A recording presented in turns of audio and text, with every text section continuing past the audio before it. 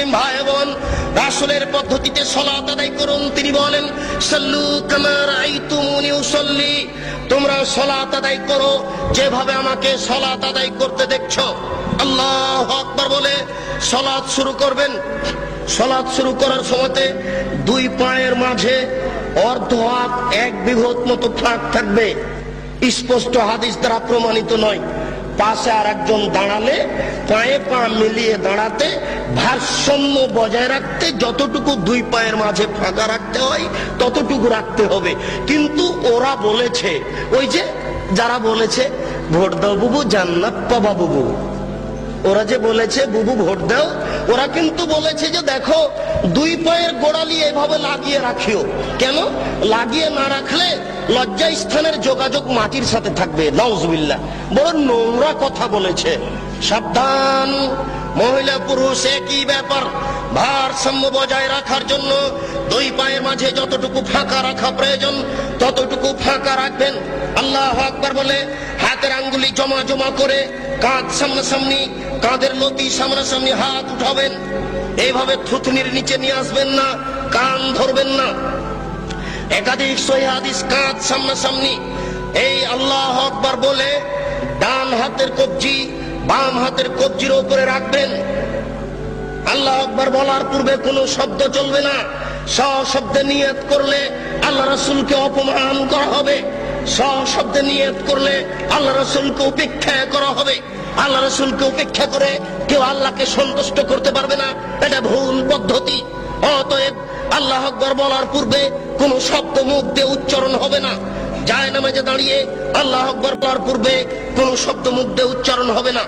ডান হাতের কবজি বাম হাতের কবজির উপরে দিতে পারেন, সহিহ হাদিস। আর একটু আগে বাড়িয়ে বাহুর উপরে বাহু দিতে পারেন, সহিহ হাদিস। বুকের উপরে রাখবেন, নাভির নিচে রাখার 3টি হাদিস আছে যা গ্রহণীয় নয়। অতএব বুকের উপরে রাখুন। আপনি বলুন, আল্লাহুম্মা বা'id বাইনি ওয়া বাইনা খাতায়ায়া কামা বা'adta বাইনাল মাশরিক ওয়াল মাগরিব।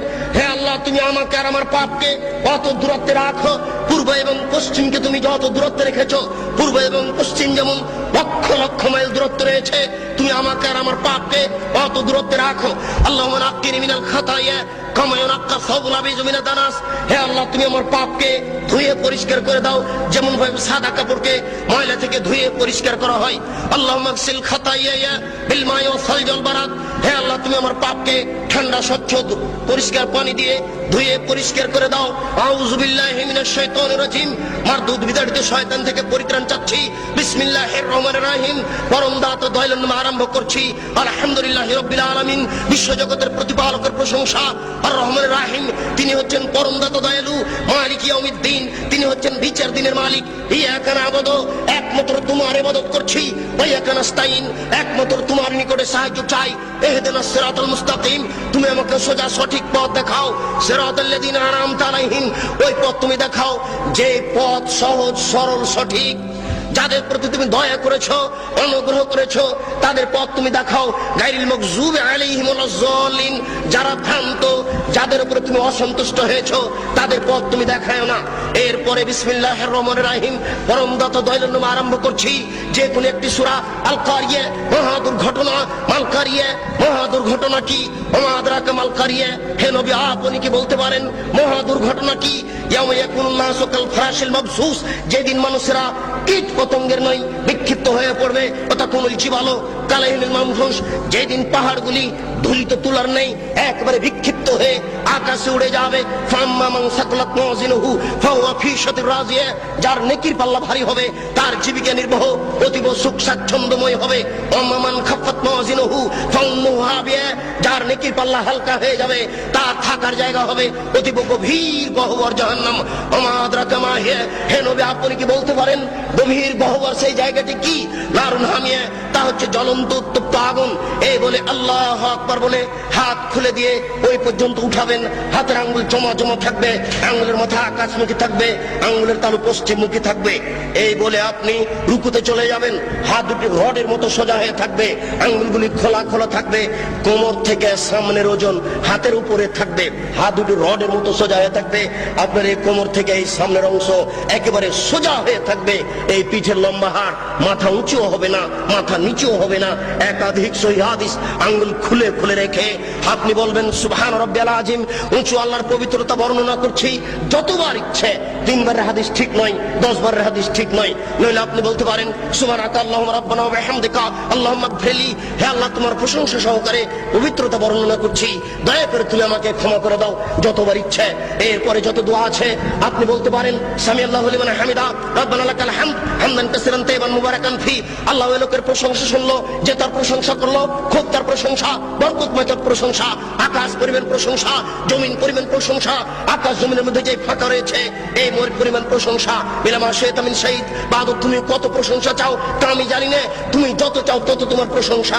এই বলে আপনি সিজদায় চলে যাবেন।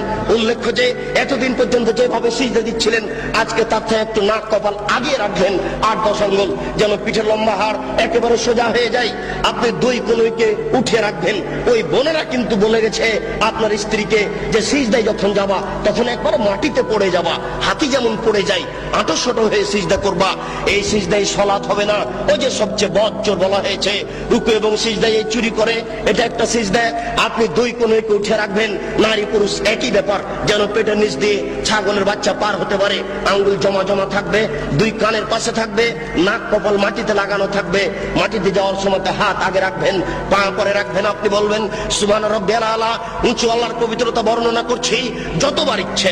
নইলে আপনি বলবেন সুবহানাকা আল্লাহুম্মা রাব্বানা ওয়া বিহামদিকা আল্লাহুম্মা ইগফিরলি।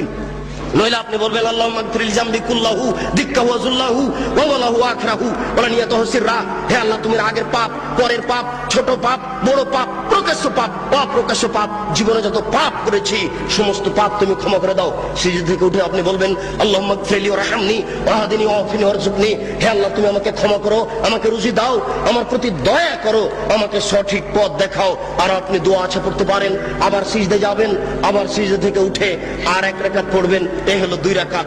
যদি আপনার আত্তাহিয়াতুর বৈঠক হয় তাহলে বাম হাতের আঙ্গুলগুলি জমা জমা হয়ে হাঁটুর উপরে থাকবে, আর ডান হাত ওইরকমই থাকবে। তবে ডান হাতের অবস্থা হচ্ছে এই 2টি আঙ্গুল জমা করে নেবেন, 3টি আঙ্গুলের নখের উপরে বৃদ্ধাঙ্গুলের পেট রেখে এইভাবে গোলাকার করে ধীর গতিতে আঙ্গুল নড়াতে থাকবেন। একবার আঙ্গুল উঠাতে হবে। এর প্রমাণে পৃথিবীতে কোনো ভুয়া হাদিসও নেই। কিভাবে চলে আসলো তা জবাব দিতে পারবো না, জবাব আপনাদের দিতে হবে। ঠিক ওই দোয়ার মতো একবার আঙ্গুল উঠাতে হবে। এর প্রমাণে দুনিয়াতে কোনো জালজয়ী ভুয়া হাদিস নেই। অবিরাম ধীর গতিতে আঙ্গুল নড়াতে হবে। সালামের বৈঠক হয় যদি তাহলে বাম পাকে ডান দিক দিয়ে বের করে দিবেন, নিতম্ব মাটির উপরে রেখে দিবেন, এটাই শরীয়ত। এরপর আপনি বলবেন আত্তাহিয়াতু লিল্লাহি ওয়াস সালাওয়াতু তাইয়্যিবাতু, সমস্ত ইবাদত আল্লাহর জন্য। আসসালামু আলাইকা আইয়ুহান নবিয়্যু, হে নবী আপনার উপরে শান্তি অবতীর্ণ হোক। আসসালামু আলাইনা ওয়া আলা ইবাদিল্লাহিস সালিহিন, শান্তি আমাদের প্রতি হোক, ভালো বড় মানুষের প্রতি হোক। আশহাদু আল্লা ইলাহা ইল্লাল্লাহ, আমি সাক্ষ্য দিচ্ছি আল্লাহ ব্যতীত কোনো মাবুদ নাই। ওয়া আশহাদু আন্না মুহাম্মাদান আবদুহু ওয়া রাসূলুহু, আমি সাক্ষ্য দিচ্ছি মুহাম্মদ সাল্লাল্লাহু আলাইহি ওয়াসাল্লাম তার রাসূল তার দাস। আল্লাহুম্মা সাল্লি আলা মুহাম্মাদ ওয়া আলা আলি মুহাম্মাদ কামা সাল্লাইতা আলা ইব্রাহিম ওয়া আলা আলি ইব্রাহিম ইন্নাকা হামিদুম মাজিদ। হে আল্লাহ তুমি মুহাম্মদ সাল্লাল্লাহু আলাইহি ওয়াসাল্লাম ও তার বংশধরের প্রতি শান্তি অবতীর্ণ করো, যেমন ভাবে ইব্রাহিম আলাইহিস সালাম ও তার বংশধরের প্রতি শান্তি অবতীর্ণ করেছো। তুমি প্রশংসনীয়, তুমি জ্ঞানী। আল্লাহুম্মা বারিক আলা মুহাম্মাদ ওয়া আলা আলি মুহাম্মাদ কামা বারাকতা আলা ইব্রাহিম ওয়া আলা আলি ইব্রাহিম ইন্নাকা হামিদুম মাজিদ। হে আল্লাহ তুমি মুহাম্মদ সাল্লাল্লাহু আলাইহি ওয়াসাল্লাম ও তার বংশধরের প্রতি বরকত নাজিল করো, যেমন ভাবে ইব্রাহিম আলাইহিস সালাম ও তার বংশধরের প্রতি বরকত নাজিল করেছো। তুমি প্রশংসনীয়, তুমি জ্ঞানী। আল্লাহুম্মা ইন্নী যালামতু নাফসি যুলমান কাসীরা, হে আল্লাহ জীবনে খুব পাপ করেছি, ফাগফিরলি, দয়া করে আমাকে ক্ষমা করে দাও। মাগফিরাতাম মিন ইনদিক, ক্ষমা একমাত্র তোমার পক্ষ থেকে হয়ে থাকে। ওয়ারহামনি ইন্নাকা আনতাল গাফুরুর রহিম, তুমি যে দয়াশীল, তুমি যে ক্ষমাশীল, তুমি দয়া না করলে, তুমি ক্ষমা না করলে আমাকে কে ক্ষমা করবে? আল্লাহুম্মা নাউযু বিকা মিন আযাবি জাহান্নাম, আমি তোমার নিকটে জাহান্নামের শাস্তি থেকে বাঁচতে চাচ্ছি। ওয়া নাউযু বিকা মিন আযাবিল কবর, তোমার নিকটে কবরের শাস্তি থেকে বাঁচতে চাচ্ছি। ওয়া নাউযু বিকা মিন ফিতনাতিল মাসীহিদ দাজ্জাল, আমি দাজ্জালের ফিতনা থেকে তোমার নিকটে বাঁচতে চাচ্ছি। আল্লাহুম্মা নাউযু বিকা মিন মাসাবাল মাগরাম, কর্জ বড় পাপ থেকে তোমার নিকটে বাঁচতে চাচ্ছি। আসসালামু আলাইকুম রাহমাতুল্লাহ, আসসালামু আলাইকুম রাহমাতুল্লাহ। এই সংক্ষিপ্ত সালাত আপনি সালামের পূর্বে আরো কিছু বলতে পারেন।